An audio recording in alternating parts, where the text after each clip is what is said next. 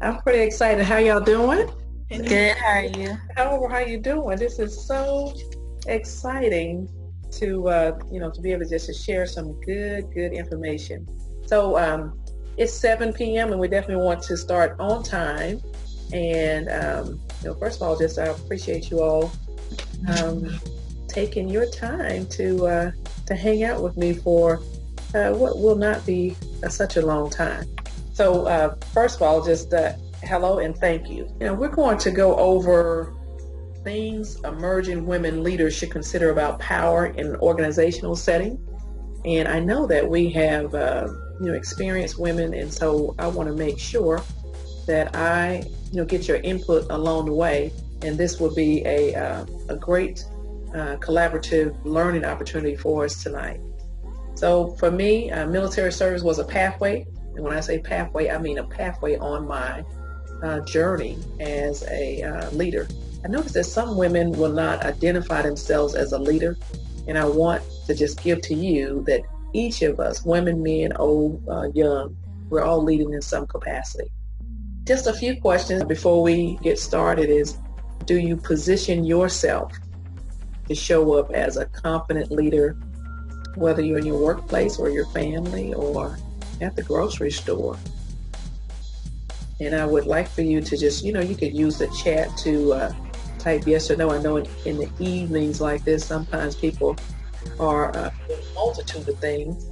And I want to ask for you to use the chat, or you can unmute yourself and respond that way. The next question would be, do you position yourself to show up as a respected leader? And again, you can, type yes or no in the chat. And then, another question is whether or not you're positioning. And positioning, really, we're talking about into the future. What are you doing right now to position yourself to show up as an effective leader? Again, you can type inside of the chat for that. And then the next question would be the same thing. Are you a trusted leader? So for all of those things, I want you to know you're in the right place. You're in the right place. If you've considered any of those, or if you're like, oh, those are good ideas to position myself to do something right now today, to position myself to be a trusted, confident, effective, respected leader, in whatever capacity that might look like for you. So some general housekeeping. I want you to use the chat. Also want you to interject, to provide your feedback. And I want you to know that multitasking is a lie. So if you're doing something else, I just want you to come back to me and just focus this time and invest in yourself. I encourage you to take notes. And with your permission, I will present an offer at the end. And I want you to engage with me. And I also want you to know that I will be recording this session. When you're using Zoom, if you're not familiar with it already, then you might be seen on the video, or you can turn your video off. And of course, you see the microphone, you can toggle that on and off as necessary. Any questions about that? No. No? Okay. All right. So we're going to go ahead and get started then. So the topic for tonight is things emerging leaders, women leaders should consider about power in an organizational setting. And, for those things, we want to define power. Because we hear people say, I'm in power, I fight the power, or there's so many different connotations to it. But we want to make sure that we're talking tonight as it relates to authority, influence, leadership, and confidence. And so that's how we want to make sure we define. I think with any concept, when intelligent human beings are having a conversation, we want to make sure that they have the same context and they're not talking past one another. So we know that in organizations, individuals are, they exercise a greater or lesser of degrees of power. And sometimes a person that is in the position of power, has legitimate power, may not necessarily be the most effective and may not be the one that's actually getting things done. And so you could very well see the person that's sitting in the administrative position outside of the boss's office. That person might have more power than anybody, right? Because you can always go to, in my case, my experience, it has been a nice lady, right? To get to understand, you can get on the schedule, you can get things canceled, you get things ordered, you get supplies. And so, you just need to know who wields the power in your own organization. And then, of course, as I mentioned, authority stems from a person's title. And sometimes it's like the specialized knowledge or the expertise that they might have. And of course, sometimes people who are really charismatic and they're able to, they treat people with dignity and respect. So because of the relationships and just, sometimes just nice, you get things done. You're able to influence people to do things. Or if that person provides information or supports people, then they're able to, when they are in need, people will support them. And then really, the person that controls like the copy machine or gives supplies or that grants some kind of access, then that person also has influence. So that's what we mean when we're looking at power in this context in an organizational setting. So that's the first thing that women leaders should consider about power is who wields the power, and then how are people responding to the type of power that is wielded. And that means formal and informal power.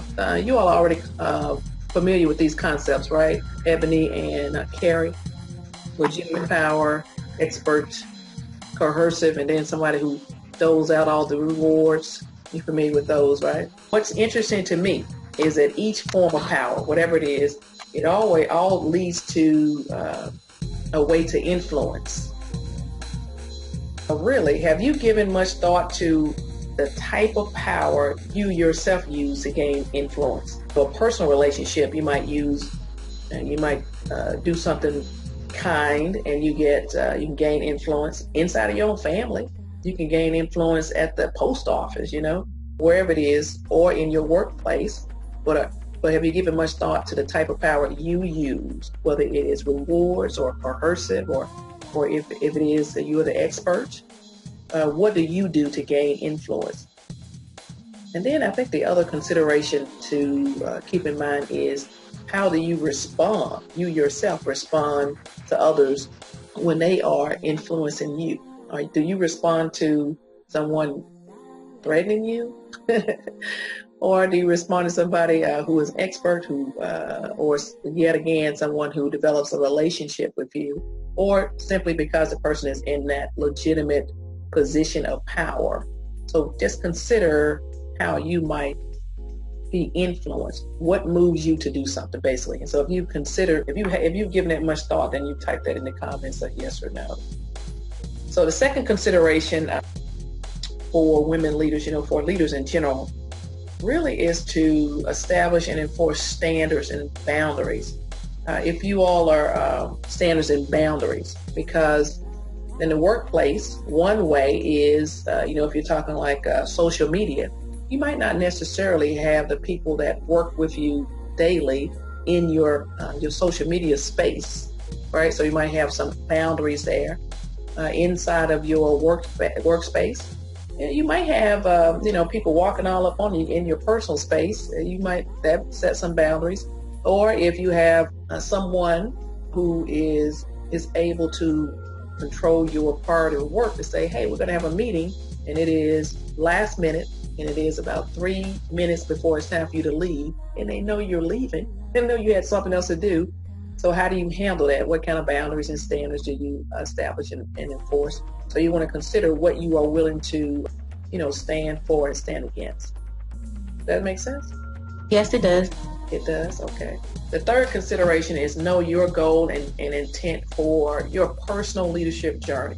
Because sometimes we don't know what we want, so everybody else's priorities are placed above ours, and then we say, oh, I got so much on my plate. Well, sometimes it's other people's stuff, right? And so I would love to hear you say, I can't help you if it hurts me. And it doesn't have to be anything nasty or that kind of stuff. It might be, oh, right, I want to help you with that, but right now I'm working on A, B, and C. And you don't have to actually say the words, I can't help you if it hurts me, but it is the same sentiment Sure, I could probably get to that after I finish A, B, and C, or I've got something else going. Perhaps the next time you can include me, but right now, I'm going to do this. So in your mind, though, you uh, keep it keep it front and center that you have to know what you want first, and then you're going after your goals. Of course, you're supporting the mission and the objectives and the vision of the organization. Inside of that, you have tasks that you have to complete. So if you had a work buddy who is saying, "Hey, come help me with this and that," and you're like, "Whoa, hello, I can't help you if it hurts me." That's the sentiment. So you just stay focused on your own goals and your intent for your leadership journey, because that's what we're all doing. We're growing to get to the next level. So again, I mentioned that military service was a pathway for me, and that means a pathway in my leadership journey. I was joined the Army right out of high school. We were poverty stricken. We were loved and cared for and respected. So when I was in high school, I was just like, you know what? I am not going to continue to be a financial burden to my mom. And she didn't consider it as such, but I did. And in the Army, I didn't plan to stay for 27 years, but I did. I stayed because I loved it, quite frankly. And so this is a part of my leadership journey. So that's why I joined the Army, because I wanted to make sure that I could stand on my own 2 feet. And I stayed because that's me and my sergeant major there in front of our unit, the leadership in Iraq. I stayed because I loved it. I stayed because of the community. And then I left because of that fella in the middle right there. That's my sister, who we were at a book fair, a military authors book fair, and selling my book in Texas. My sister flew in from Mississippi, and my son and I flew into Texas from Georgia. And so that's why I left. I left to continue my leadership journey, and I left to pour into my son and develop relationship with people that I hadn't, been in relationship for years. So for your own pathway, military service was a pathway for me. You can consider what has been on your pathway, what has led you to the point you're at, and then where you're going to go next. So for me, in the Army, they moved me every 1 to 3 years, and I was fortunate or unfortunate, well, any way you look at it, right? You have two sides of a coin. And so we were in Operation Desert Shield after 9/11, after the people, the bad folks hit the Twin Towers and the Pentagon. I went to deployed again to Qatar, and then that picture I showed earlier, I was a battalion commander in Iraq. And so I got some great experiences along the way, so that my own, and we're talking again about military service was a pathway. I'm interested in what's your pathway on your leadership journey. Okay. So we'll move on to the fourth consideration, 4 of 7, and women and men should consider, position yourself as a lifelong learner. And sometimes, we go from high school to college to, it might be formal education, or it could be certifications. It could be, experience-based. It could just be your mentor, or it could be your family members, but you want to be open to learning. And so for me, I'm not sure what your lifelong learner track, your old track looks like, but for me, the Army paid for my undergrad degree at Southern Mississippi. They paid for my 2 master's degrees. And then once I retired, I continued to learn through becoming a certified life coach, executive coach, right? And so you want to continue to pour into yourself, formal education and informal, going to workshops and learning from other people. So of the 7 considerations, we're on 5, conveying your vision. I'm interested, Carrie or Ebony, if you are there, you could type it into your chat, or you could just tell me if you're willing. Is your vision for your career, is it documented? Do you have a documented vision, and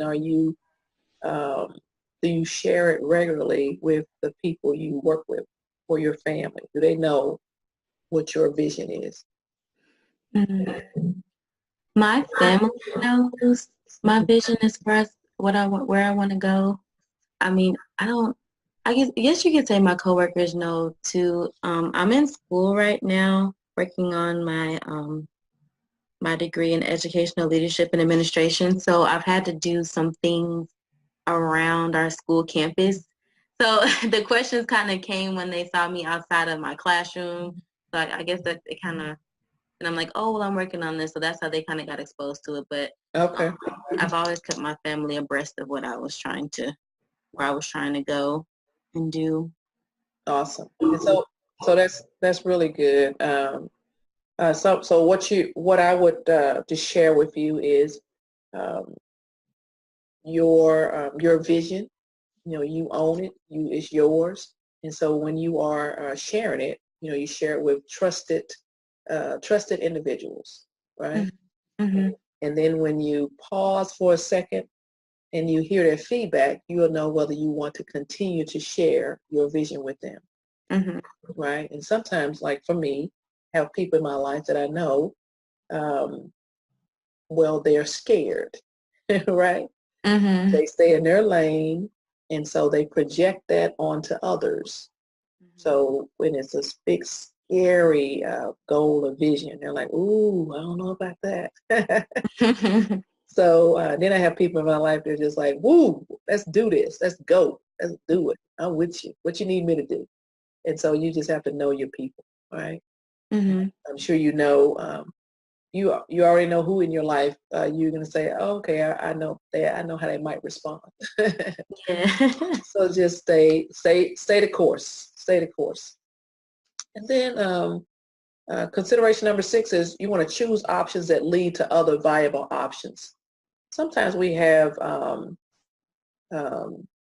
we make quick decisions that might be made when we're, you know, euphoric. You know, we're happy about something, or we're sad, or might be angry. Some people use the word pissed off, and we make those quick decisions, and then lo and behold, we're like, oh man.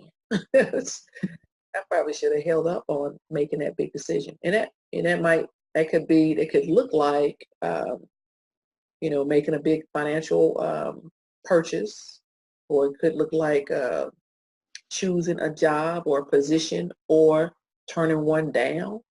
It could be another it could look different for different people, but inside of your own workspace or at your school, it might be confrontation when it's not necessary.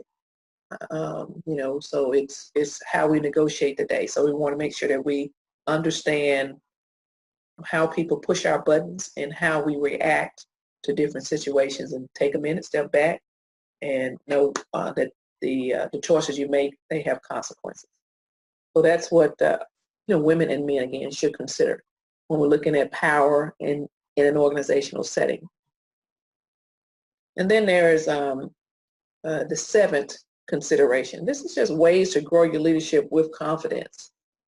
And so, again, we're talking about within an organizational setting, and my own observation is that the biggest gap, really, the biggest development need, the biggest strength that a leader could have is confidence.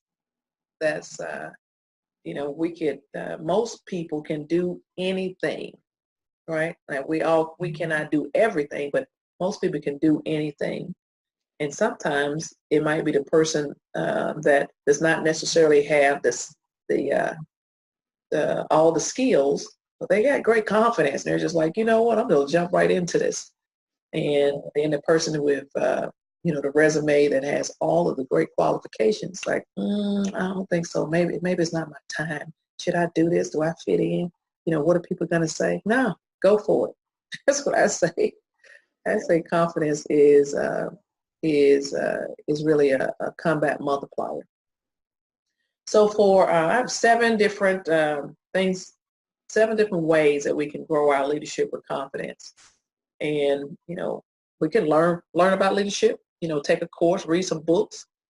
Study great leaders, plenty of them, right? All different ages, all different nationalities, in different industries. You can learn what leaders do and don't do. I know right now we could probably think about 10 people that we don't want to be like, right? Mm-hmm. And then, of course, we look around like, okay, you know what that person did, I like that. I'm going to see if I could use that.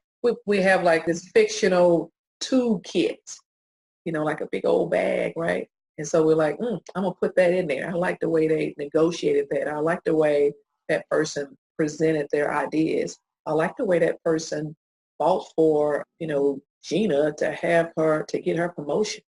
And then you have other people like, I don't like any of that. Let me take that. Let me at least acknowledge that I don't ever want to do that.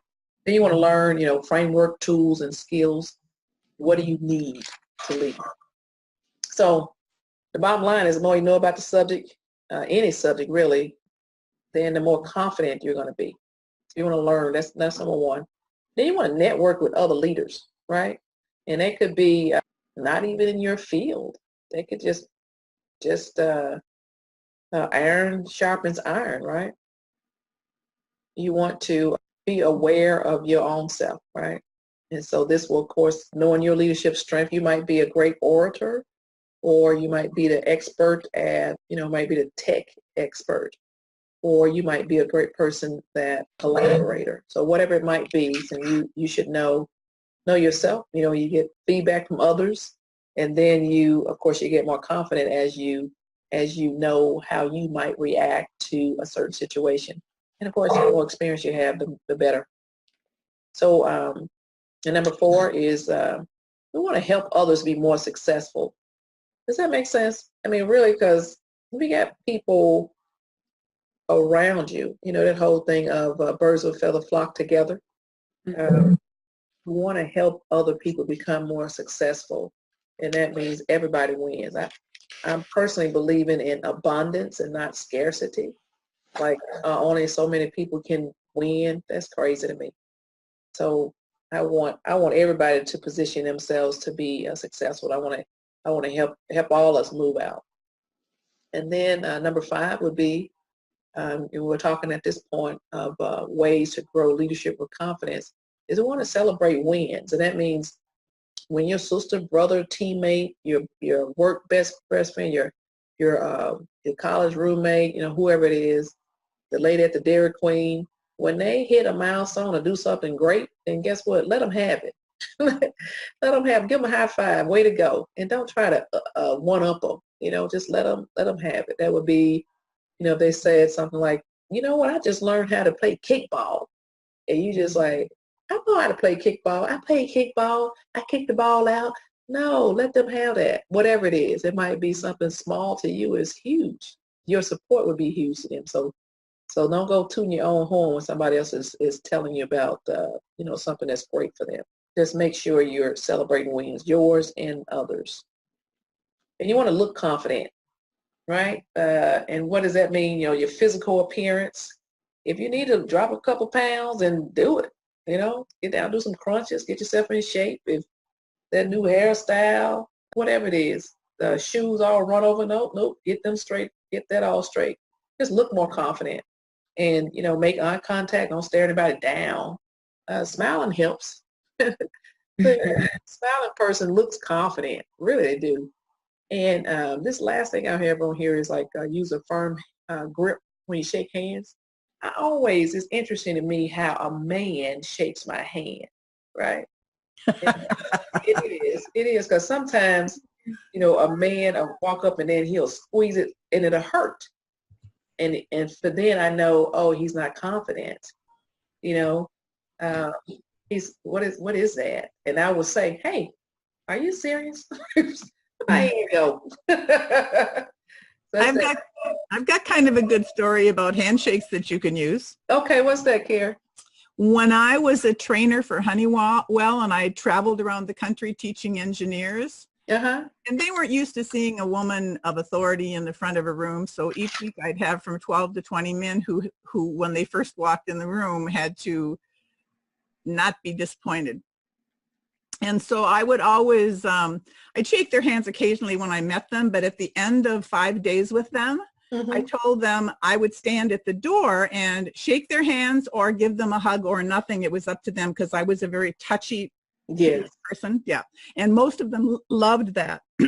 So when they'd line up, when I'd stand there and they would line up to say goodbye to me, they wouldn't take my hand, they would take my fingers in their palm. Yes.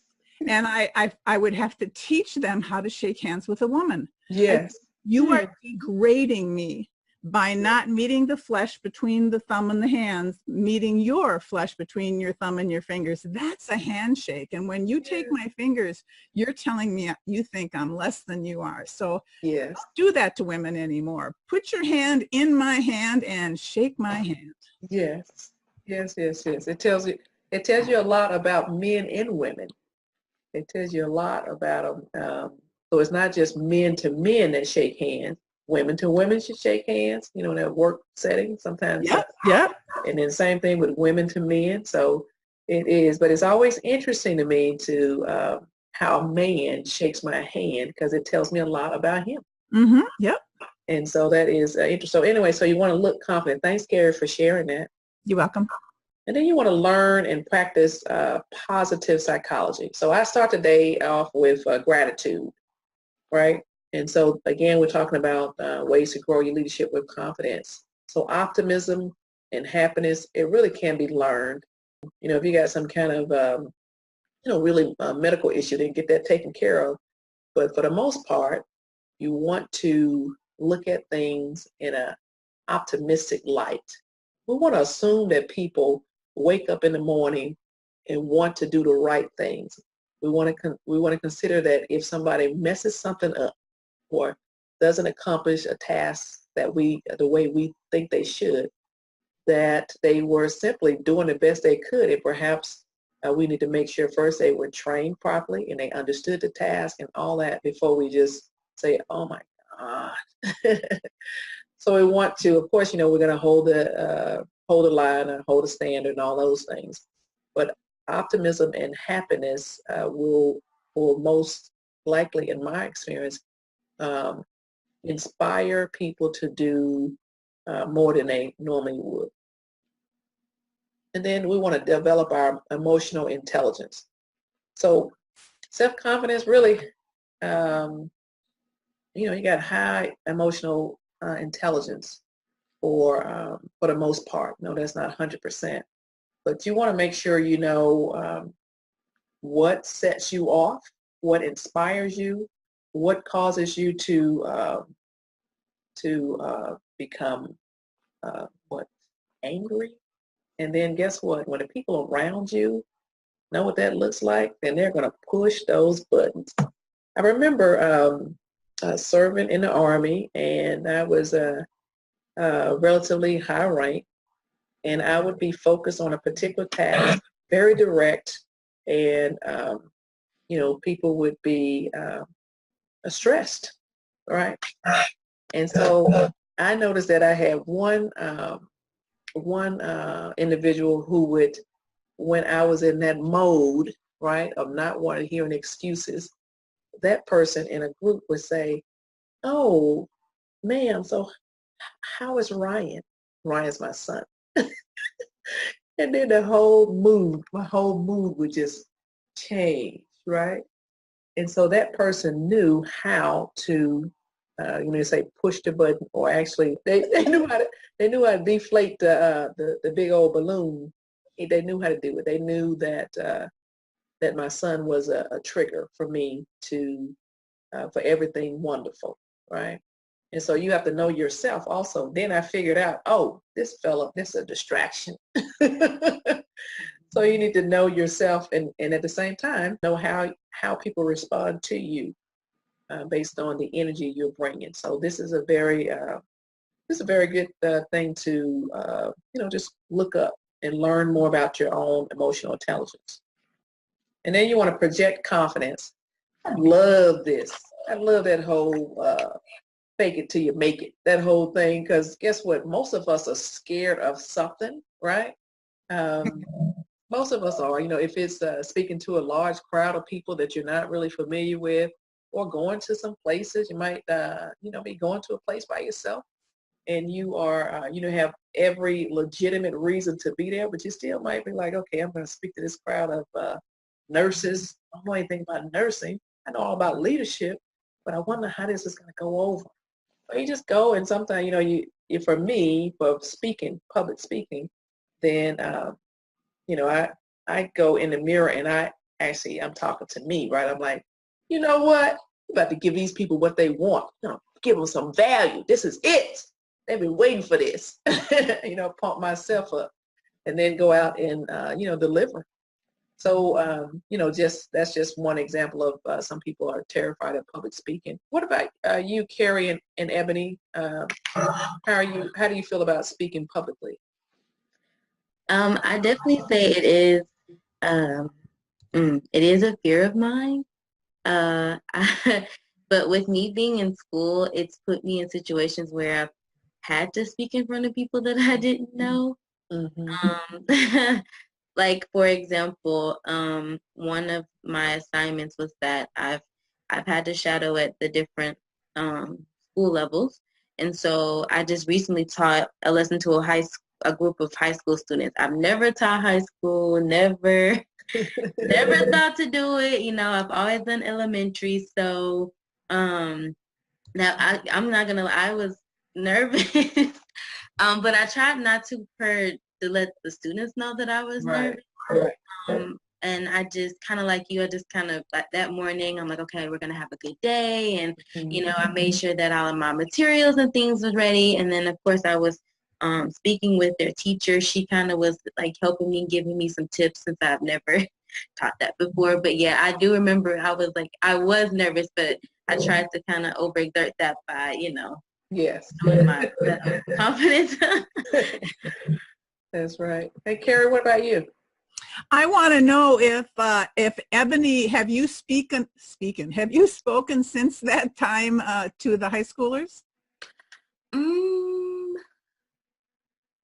Not since then. I did get their feedback on my lesson, which was really interesting because the bulk of them really enjoyed it. So that made me feel even better.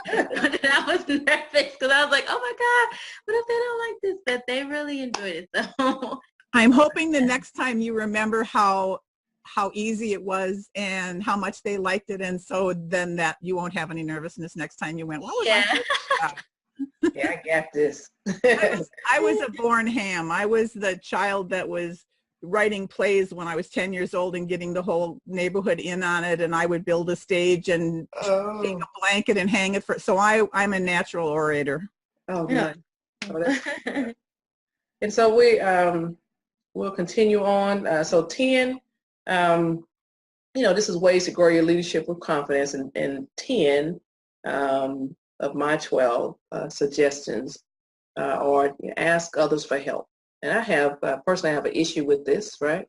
I don't necessarily like to ask a lot of people for help, but that's what I have found is when I do, people want to help, and then sometimes I'm just like, you know what, let me just throw this out here. I don't know how to do this PowerPoint. Why the fonts look like this on one device and it look like this on this device? For me, it's a big deal. And then what I found is my question, my hesitation, other people just like, oh, no, it's no big deal. Don't worry about it. I got you. So that's what I've come to understand is that it's okay to ask for help and not be afraid of looking foolish or, asking a crazy question, all that kind of stuff. So, I might be good at A, B, and C, but there's somebody else that can do D, E, and F. So we want to just draw on the talents of everybody else and not feel threatened about it or feel like you're asking a crazy question. So go for it. And then this one right here says, stop asking, Mother, may I, and make a decision. So for me, whoa, man, I went on my teams of people. I would rather have someone that I have to, say, hey, hold up. You're doing too much. Hold up, just calm down. Rather than having someone that I have to say, oh, did you finish task number 1? Okay, what about that? Did you consider this?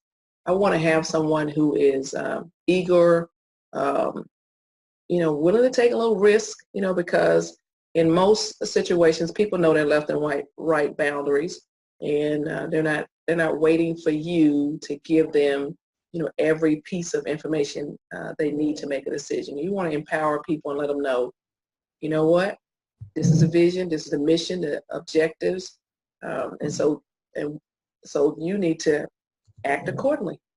Get out and get your work done, and let's make sure we do good by the whole company, by the whole organization. So the bottom line is, confident leaders like me, I'm going to ask for forgiveness most of the time. I'm going to take off and draw fire, right? That's what I'm going to do, and that's what I really like for people on my team to do the same thing. I have another story for you about that, if you'd like it. Yes. So when I went to work for Honeywell, that was my first corporate job, and I deliberately fought for a corporate job to see if I could function in a corporate world rather than a small business world. So the year that I got hired by Honeywell as a trainer, we had a slew of 20 trainers. And at one point in the game that year, they took over one floor of the building and made cubicles for all of us. So we all had our own offices rather than being in cubicles. And my manager, who loved my ability to think outside the box, said to me, you got this, you've got all the skills we need, just do your thing. So I did. And the lights in my office, I had too many, what's the name of those, fluorescent lights in my office for the size of my office. Just where my office ended up to be, I had like 2 light panels up there and I only needed 1. So first I went up and opened it up and turned the light bulbs off in one of the fixtures, and I still didn't like the light in my room because it was fluorescent. Yes. So I brought a floor lamp from home. I brought a desk lamp from my desk. I brought a plant that I put in the corner, and I brought a bookcase from home. And everybody loved my office. So one day I was at the racetrack telling a friend at the racetrack, telling his wife, that I worked for Honeywell. And she said, oh, I work for Honeywell too, where do you work? And Honeywell's huge. So I told them the city and location and department that I worked for. Well, she was the sub-editor of the Honeywell newsletter. Oh. And she wanted to come and take pictures of my office. What? So I said, well, yeah, it was nothing spectacular from my eyes. Right. So I said, well, yeah, so we made a date for her to come to Honeywell and take pictures of my office. Well, it got around to my manager that there were 2 photographers looking for me. And before they could get to my office, he took me aside and he said, I haven't stopped you because I love your ability to think outside the box, but Honeywell has specifics about what you can and cannot do with your space. You can have 1 picture and you can have 1 plant, no mention of floor lamps and table lamps. And so he said, you can't let that picture go into the Honeywell newspaper. Yeah. So I made a decision and didn't ask Mother May I, and then had to ask for forgiveness because I didn't know. Yeah. Yes. That's good stuff. And then he still respected you for it. That's pretty cool. No, he loved that he didn't have to manage me. He loved the ingenuity I brought because I was never raised in a corporate structure, so I didn't know all the no, you can't do this. Right. Yes, that's good. Like the Army, like a military structure, there's a whole lot of you can't do this. It is. It really is. Thanks, Carrie. I like that. That's a good story. Thanks. And as you were describing, I was like, yeah, them lights too bright. So, yeah. That's how I felt about it. Yeah. So the 12th way to grow your leadership, these are my 12 suggestions, is to develop a sense of humor, or the sense of humor you have, take it to the next level. And so sometimes, you have people that, take themselves too seriously, right? And you are, you want to inject humor, when it's appropriate. You're not laughing like a little hyena, but you want to be able to have some well-timed jokes, jokes for family-friendly jokes, right? But you want to be able to laugh at yourself, not necessarily laugh at other people, but you want to be able to, break up tension sometimes, or sometimes, just laugh out loud. Lord have mercy, with just yourself. I do that a lot, right? So those are my 12 ways to grow leadership confidence, and that's the seventh consideration that I'd like for women leaders, or I'd like for you just to consider about power in an organizational setting. And, we started with just defining power. So when you're talking to people, you want to make sure that you are not talking past them. So make sure that you bring out the context in which you are presenting whatever that topic might be, so that everybody has, starts out on the same footing. And is there anything else you can name that is something else that we might consider as we talk about power in an organizational setting? Power or leadership? Well, we're really talking about power. Power. And if we're talking about power, we're talking about influence. Leadership is influence in my mind. The only thing that's coming to my mind is the skill of finding out what somebody needs. Oh, yes. Yes. Meaning being able to assess the needs of your teammates. Yeah, of your teammates, or the people that you're helping to cultivate up the leadership ladder that you have the power position in, is to really find out what their needs and wants are, so that'll help direct the way that you have the power that you have over to lead them. Did that make sense? It does, because as you're focused on getting things done and the results, and you might have team members that might be distracted by some things, and so it's good to know really their vision for their own career, and then how they think they fit into the organization, and then you might be considering putting them on a certain team to do something else, to accomplish something else, and they might have a little hesitation, and you don't know why. So it's good to have a conversation. It's good to know what someone thinks their strengths are, and it's good for you to share what you think their potential and strengths might be. It's good to do assessment. So yes, definitely, I think that's a great point. It makes perfect sense. Otherwise, you focus only on getting things done and not on developing the people, and they might be a little resentful. It's like, wait a minute, I'm working my butt off. This woman don't even know my name. Yeah. So you want to acknowledge other people and their needs, and you might learn some things that could actually help the whole team. People have all kind of talents that they might not necessarily share, or they might have served in a different position, previously, that could help the team, or they might saying, this right here is a stepping stone for me. I'd like to be able to gain this particular skill in this position because I want to work in whatever it might be. So yes, that would be great. So we have, thank you for that. So again, I mentioned that military service was a pathway for me, and that means pathway on my own leadership journey. And we talked about positioning in the beginning. So it helped me to position me as an author, as a business owner. I'm the founder and CEO of the Better You Project. It's a community of women leaders. Positioned me, military service has positioned me as a out-there speaker, and also as a personal development trainer. So the question I have for you is, how can you position yourself to be thought of as a confident leader? What kind of things can you do now? When we say position yourself, what can you do now to enhance your future?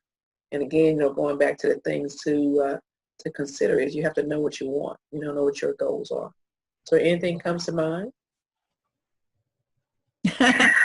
Get my course written online. Yes. Yes, yes, yes. Anything comes to mind for you, Ebony? Just I feel like right now, like since I'm in school, like I'm at the halfway point. A lot of the things I've had to do for school, I feel like have helped position me to definitely build my confidence. Like things that I have to, like assignments and things that I have to do. Well, I think so. So those are good points because you said a halfway point. I feel like I'm at the halfway point too. We're we're always going to be moving, evolving, right? We're not the same people we were in middle school. We're not the same people we were, as far as skill sets and experiences. As we're in high school now, college and beyond the workforce, we continue to gain more experience and more skills. And so for me, just looking at the benefits of positioning yourself as a confident leader, really, you're less stressful when you're working towards a goal because you have something to focus on, right? It gives you more opportunities for, fun and things in the future. You might get some scholarships, or you might get an opportunity to intern somewhere as you're positioning yourself, and then better social life because you're hanging out with people or interacting with people who want to do something, and then it boosts your confidence to be able to achieve certain results. Can I ask Ebony another question? Yes. I'm curious, Ebony. You're in the halfway point of what to wear. Oh, so I'm working on my degree. My goal is to become an elementary school principal. Oh, nice. And I'm in the halfway point of my program where there's just a few more tasks that I need to accomplish before I can get my degree and get my licensure. So. Oh, nice. And is that on the path to someplace else? Right now, I think I'm just more so focused on getting to the administrative part. From there, I've thought about maybe teaching on the collegiate level, but I'm not sure yet. Okay, that's great. That gives me a better picture. Yeah. Right now, I think it's just I'm more focused on trying to. So you're halfway to becoming an educational school principal. Awesome. Perfect. And then something else. Who knows what else is going to inspire you? Yeah. You'll be the superintendent. I had to think about President of the school board. I mean, like I said, I have never thought about that. But yeah, president of the school board, like Carrie said, yeah. Greater is coming. Greater is coming. So I want to just thank you all for allowing me to share 7 things emerging women leaders should consider about power in an organizational setting. I appreciate your time. And, so the questions again, just as I asked in the beginning. So do you position yourself to show up as a highly respected leader? As an effective leader. So respected and effective, trusted and confident. So right now, so the question really is for you to answer. If you're positioning yourself to show up as a respected, effective, trusted, and confident leader. And at the beginning, in the housekeeping, I told you that I would ask your permission really to share an opportunity with you. And so we're at that point in the evening. I know we're already at we're already past 45 minutes. So I'm going to just pause for a minute, and then if you needed to go ahead and jump off the call, then you can. But I'm going to go and just share an opportunity with whomever decides to stay. Jump on. Jump on, okay. So I wanted to just talk to you all about the Better You Book Club. It's a virtual club. It's a place where women leaders can grow their confidence with, grow their leadership with confidence. And, everybody's got a list of books, right? And, sometimes you're like, I'm going to get to them someday.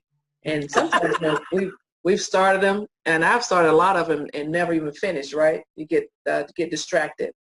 And, but not anymore. You don't have to do that anymore, right? So for the Better You Book Club, you join a club, and you can read at least 6 books in a 12-month period. And so for us, we're doing every 45 days, about 6 weeks. We'll tackle a new leadership related book and looking at leadership confidence and competencies. So that means that within that 6 weeks period, every 7 days, you'll receive your reading assignment along with discussion questions through email. And we will discuss these topics with, women just like us, women who are, growing our own leadership abilities and skills. And we're going to learn through other people's, actions and adventures. And so, in that way, when you're saying, well, I don't know if I really want to finish this part, you want to actually engage with other women inside of our Better You community. We have an online community, which is not on Facebook. It is our own forum. And that way we can learn from like-minded women. So you don't just have to read the book. We're actually going to study it. And really, I don't know about you, but I got friends that when I know, like, hey, we're reading a book together, I go ahead and read it because we're going to talk about it. Or, at least they're going to ask, so what did you think about, the circle of safety? What you mean? What circle of safety? So I'm going to go ahead and actually read the book. I know other people are counting on me. So that's the accountability part. You get comprehensive study because, again, you're going to get the reading assignments inside of the email. And then there's collaborative learning, and that is inside of the online community. So this book club, is a relatively low investment. These are the books we're reading right here. Leaders Eat Last, the 21 Irrefutable Laws of Leadership. The One Thing, which I must say is my favorite. This is my favorite. It is my favorite because that whole multitasking thing is a lie. Well, one thing we're going to do it very well, and then we're going to dive deep into it. It's a great book. Then the 5 dysfunctions of a team, and then Talk Like Ted as far as presentations and how do you convey your thoughts in a very succinct way. And then the last book is mine. Smart Go Strong. It's a great leadership read, if I must say so myself. And so how does it work? Again, join a club, reading 6 books in a year. Every 45 days, we tackle 1 leadership book. Every 7 days, you get your reading assignment through email. And then you go into the online community for women leaders, and that's where the discussion takes place. So what you would do is you would go to angelaodom.com, and that's 2 O's, ODOM.com/book club. And that's what you would see. So it's only $97, which is, for the 12 months, and that's less than $8 a month, right? And, what you're getting is you're going to gain some leadership insights, and you're going to have some accountability as you move through.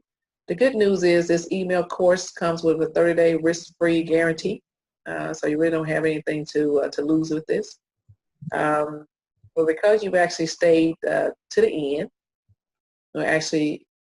you will only pay $72.75. You're going to save almost $25, which is less than $6 a month. Because you stayed to the end, I'm going to give you a 25% off coupon. Everybody likes coupons.